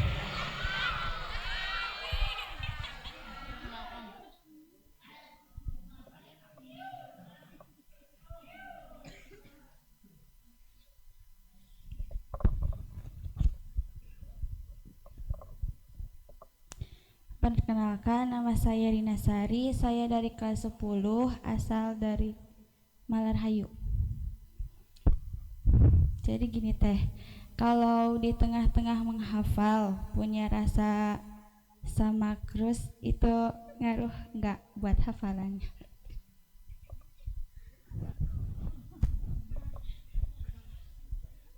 Oke, alhamdulillah udah terkumpul 3 pertanyaan.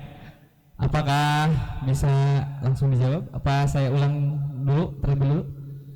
Oke, yang pertama, pertanyaan pertama, alhamdulillah dari Santri Putra, itu bagaimana cara untuk membuat niat yang baik. Yang kedua, apakah Teteh pernah merasa ada di titik terendah dalam menghafal Al-Quran? Yang ketiga, apakah keras berpengaruh terhadap menghafal Al-Quran? Silahkan.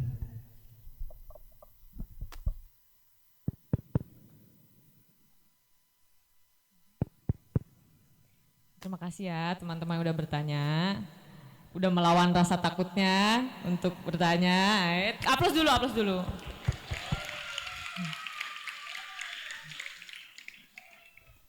Yang pertama dari siapa namanya? Al-Farizi. Al-Farizi, bagaimana caranya mempertahankan niat karena hati itu biasanya bolak-balik ya.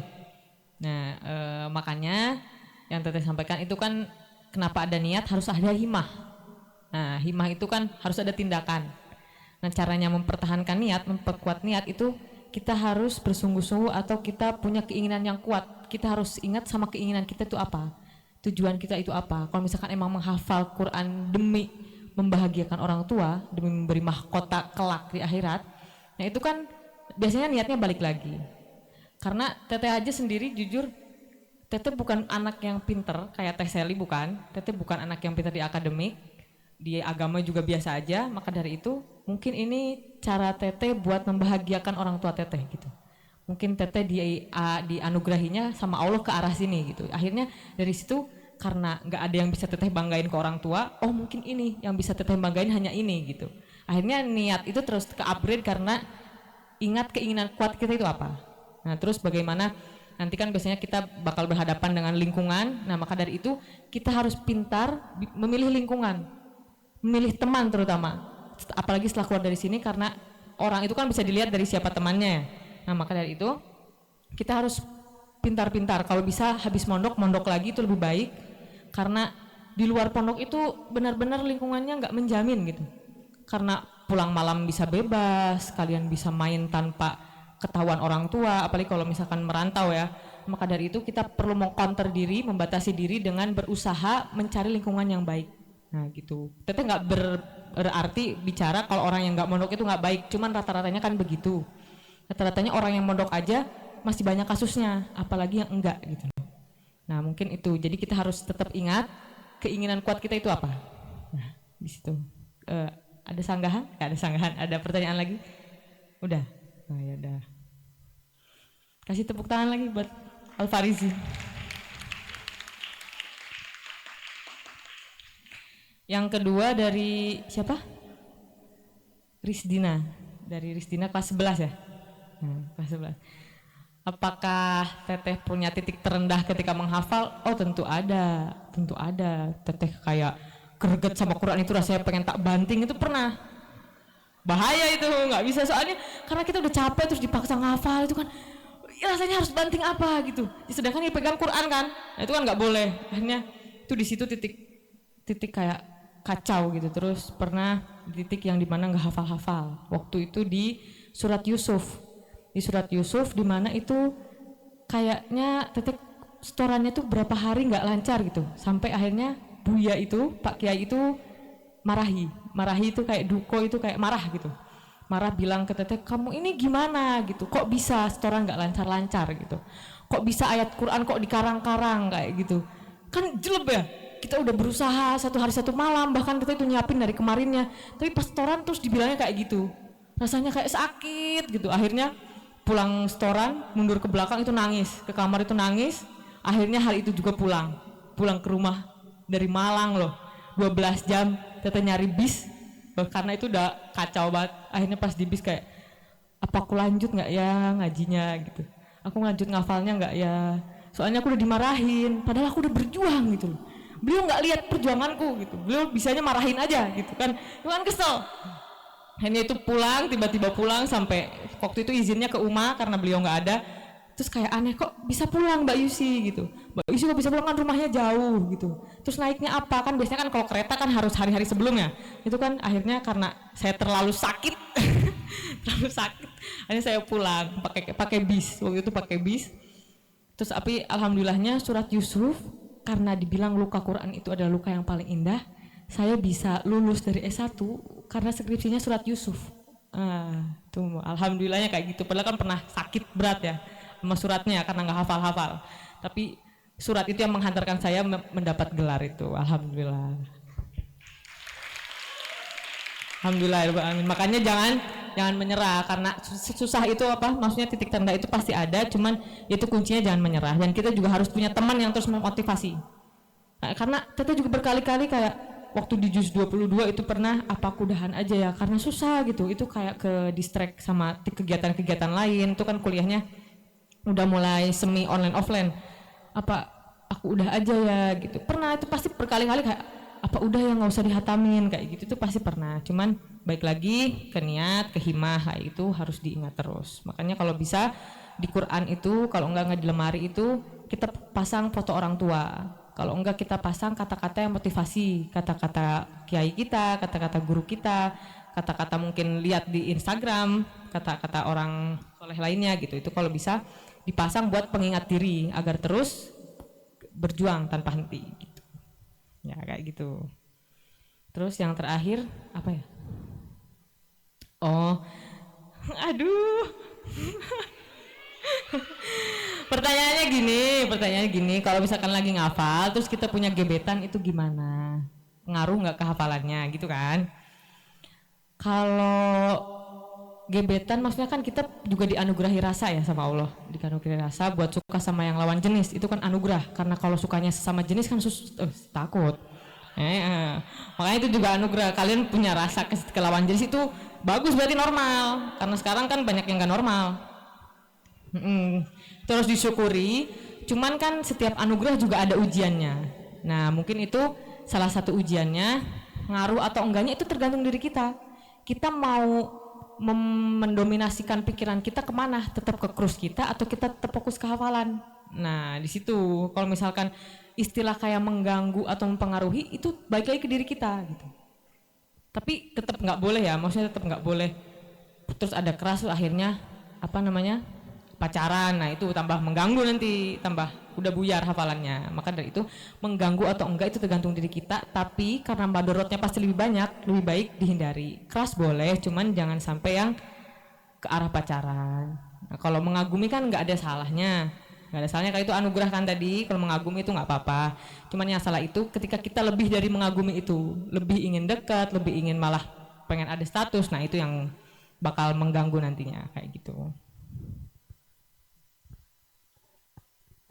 Alhamdulillah untuk semua pertanyaan sudah terjawab, bahkan bukan dijawab dengan jawaban yang ilmiah, tapi ini adalah jawaban yang memotivasi kita, ya, memotivasi. Sengaja biar semua pada bunta, ya. Sengaja saya celetotkan biar semuanya pada bunta. Itu adalah apa namanya, sudah ada latihan di belakang, harus kata-katanya harus diceletot-celetotkan. Ya, biar semuanya ada pada bunta-bunta semua. Termasuk untuk para guru juga di belakang kayaknya ada yang ngantuk. Oke, alhamdulillah. Alhamdulillah. Untuk selanjutnya apakah masih nyaman? Nyaman? Ibu masih nyaman katanya? Ya. Oke, karena masih nyaman ya. Saya buka pertanyaan terakhir. Ya, sebagai closing acara ini saya ajukan, silakan yang mau bertanya terakhir kali kepada Teh Yusi, silakan. Terakhir kali ayo. Sebelum kita closing. Oke, silakan.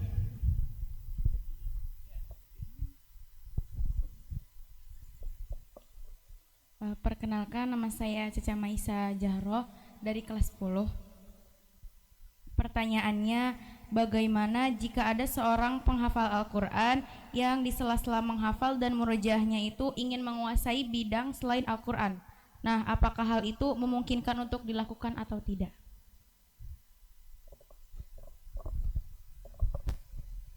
Oke, pertanyaan bagus, bisa langsung dijawab mungkin. Terima kasih ya pertanyaannya. Itu bagus sekali karena banyak orang yang nggak mau ngafal juga karena takut potensi dirinya terhambat. Nah, takut ada yang pengen ngafal tapi kan aku bisa futsal misalkan, main bola aku jago, nanti kalau aku ngafal nanti aku nggak bisa masuk timnas, kan bisa begitu. Nah, apakah ketika kita menghafal kita boleh cemplung ke bidang lain? Itu boleh sekali, boleh, tidak ada larangannya. Kan buktinya banyak penghafal Quran yang jadi dokter, penghafal Quran yang jadi TNI, ada banyak dosen-dosen juga yang jadi penghafal Quran. Terus kan sebenarnya Quran itu bukan membebani selama kita nggak menjadikan beban kepada diri sendiri gitu loh. Kita boleh ke bidang lain asal jangan lupakan tanggung jawab utama kita. Nah itu boleh, nggak ada yang melarang. Kalian mau jadi artis sekalipun, mau jadi aktor, itu kan nggak ada larangannya kalian. Maksudnya potensi diri harus tetap dikembangkan, tapi kewajiban yang utama karena kita hidup nggak di sini aja, itu jangan dilupakan. Maka dari itu biasanya justru dengan adanya menghafal Quran itu keberkahannya lebih-lebih gitu. Biasanya meluber-luber. Dosen saya juga yang itu kan beliau dosen, beliau ngafal, terus beliau ini akhirnya bisa keliling dunia dengan barokahnya Quran itu. Nah karena dari itu jangan pernah ragu kalau kalian punya hafalan terus akhirnya nggak mau fokus ke bidang lain.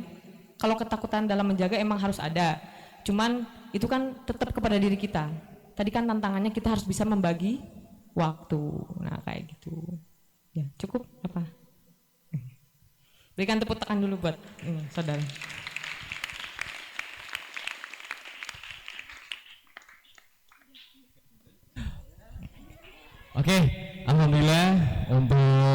acara seminar Al-Quran dengan tema kiat-kiat menghafal Al-Quran pada malam hari ini. Alhamdulillah sudah selesai. Terima kasih untuk Teh Yusi yang sudah menyempatkan hadir di Pondok Pesantren Asasul Huda, dan teman-teman juga yang sangat semangat, sangat antusias dalam mengikuti seminar kali ini. Mudah-mudahan dengan adanya seminar kali ini kita bisa istiqomah selalu dalam menghafal Quran, dan mudah-mudahan kita sama Teh Yusi juga bisa bertemu lagi di tahun yang akan datang. Oke, mungkin cukup sekian. Saya moderator Muhammad Badrul Tamam pamit undur diri. Wallahul muwaffiq ila aqwamit thoriq. Wassalamualaikum warahmatullahi wabarakatuh.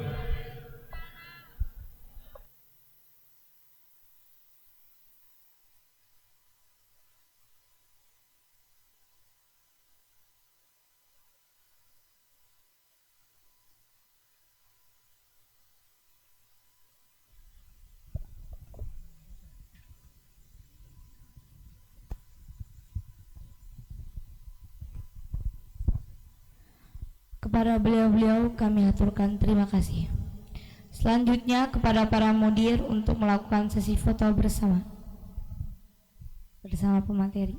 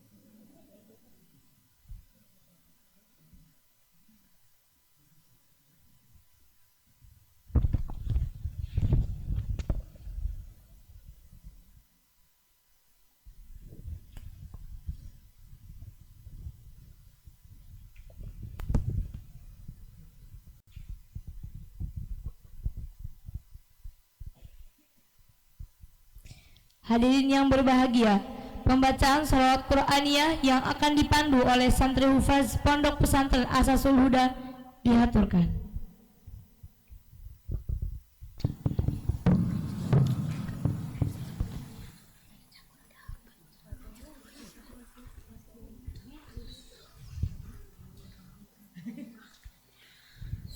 Salatullah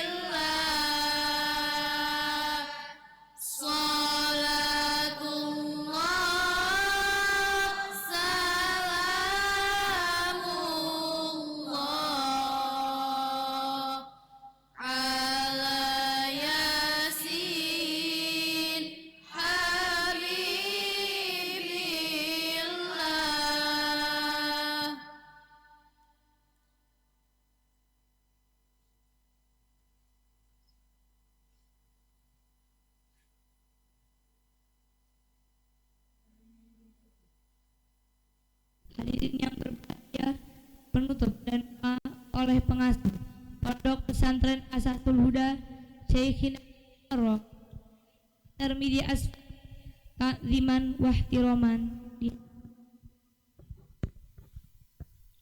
Assalamualaikum warahmatullahi wabarakatuh. Setelah kita mendengarkan materi yang disampaikan oleh Teh Usi, kiat-kiat sukses menghafal Al-Quran, mudah-mudahan para santri semakin semangat menghafal Al-Quran, karena Nabi Muhammad SAW bersabda, laula kaunul Qur'ani mahfudan fi sudurihim lahalakati dunya wa man 'alaiha. Seandainya tidak ada yang menghafal Al-Quran, maka hancur dunia ini. Oleh karena itu kita sama-sama memohon kepada Allah Subhanahu wa Ta'ala, yang hafal jangan sampai lupa, dan yang belum hafal mudah-mudahan hafal. Mudah-mudahan kita semua termasuk orang yang bertadarus di surga Allah Subhanahu wa Ta'ala dengan Nabi Daud, dengan para anbiya. Amin ya rabbal alamin. Allahumma salli wa sallim ala sayyidina wa habibina wa syafiina wa karimna dhukrina maulana Muhammad wa sallim wa radala tabaraka wa ta'ala kala sahabati rasulillahi azma'in. Amin ya rabbal alamin. Ya rabbana ya ilahana inna natawassalu bijahi nabiyika Muhammadin sallallahu alaihi wasallam wa natawajjahu bi nuri nabiyika Muhammadin sallallahu alaihi wasallam. Ij'alna wa ahlana wa auladana wa talamidana wa talamidatina min ibadikas salihin wa min ulama'il amilin wa min ahlil khair wa min ahlil Qur'an wa min hamlatil Qur'an wa min ahlil ilmi wal amal wa min ahli sadaqah wa min ahli salawat wa min ahli salatil jamaah wa min ahli la ilaha illallah Muhammadur Rasulullah sallallahu alaihi wasallam wa min ahli sunnah wal jamaah ala nahdlatil ulama. Ya Rabbana ya ilahana nawwir qulubana wa quluba auladina wa quluba talamidina wa talamidatina wal mudarrisina binuril Qur'an wa zayyin akhlaqana wa akhlaquhum bi akhlaqil Qur'an wa yassir umurana wa umurahum bi barakatil Qur'an wa adkhilna wa iyyahumul jannata bi syafaatil Qur'an. Ya ilahana tawil amaruna wa amaruhum suhi adsadana wa adsadahum iqdi hawaijana wa hawaijum li ibadatika wa ta'atika wa ballighna wa ahlana wa auladana wa talamidana wa talamidatina wal mudarrisina ya Allah hajja baitikal haram umrata baitikal haram ila makadil mukarramah wa ziyarata kubri nabiyika Muhammadin sallallahu alaihi wasallam ila madinatil munawwarah. Fasir lana walahum wala tu'asir alaina walhum ala adai faradik. Ya ilahana ijjal hadal mahad asasul huda ma'aduka wa nahnu abiduka wa khadimu dinika faghfir lana dunubana wa kaffir anna sayyatina wahdina fansurna nasran aziza. Ya ilahana ijjal hadal mahad asasul huda ma'aduka wa nahnu abiduka wa khadimu dinika faghfir lana dunubana wa kaffir anna sayyatina wahdina fansurna nasran aziza. Wahdina fansurna nasran aziza. Wa sallallahu ala sayyidina Muhammadin wa ala alihi wa sahbihi wa sallam. Subhana rabbika rabbil izzati amma yasifuna wa salamun al mursalin walhamdulillahi rabbil alamin. Al-Fatihah.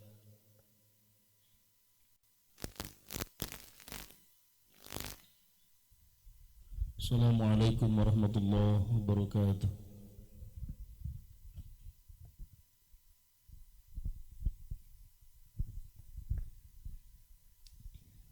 Kepada beliau kami haturkan terima kasih. Hadirin yang berbahagia, dengan usainya lantunan doa tadi, maka selesailah seluruh rangkaian acara seminar Al-Quran dengan tema kiat-kiat sukses menghafal Al-Quran pada hari ini. Kami selaku pembawa acara mengucapkan jazakumullahu ahsanal jaza atas segala perhatian dan mohon maaf atas segala kehilafan. Akhirul kalam, wassalamualaikum warahmatullahi wabarakatuh.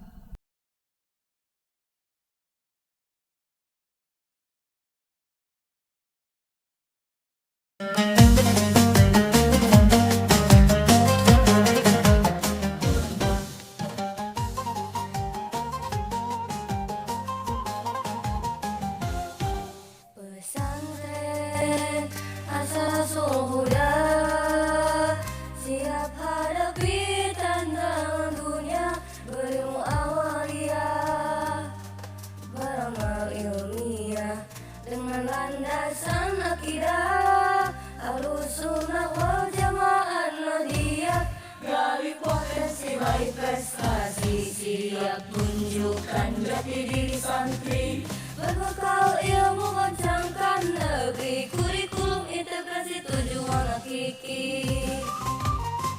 Kami santri Ranji, ilmu dan amal,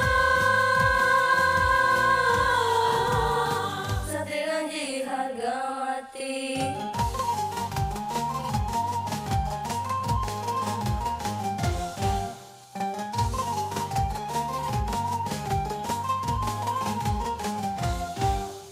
Pesantren Asasul Huda, siap hadapi tantangan dunia, berilmu awaliyah, beramal ilmiah dengan landasan akidah, Ahlussunnah wal Jamaah Nahdiyah, gali potensi baik prestasi, siap tunjukkan jati diri santri, berbekal ilmu kencangkan negeri, kurikulum integrasi tujuan hakiki.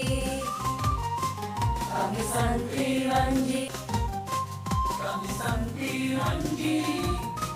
ilmu dan amal, santri Ranji harga mati.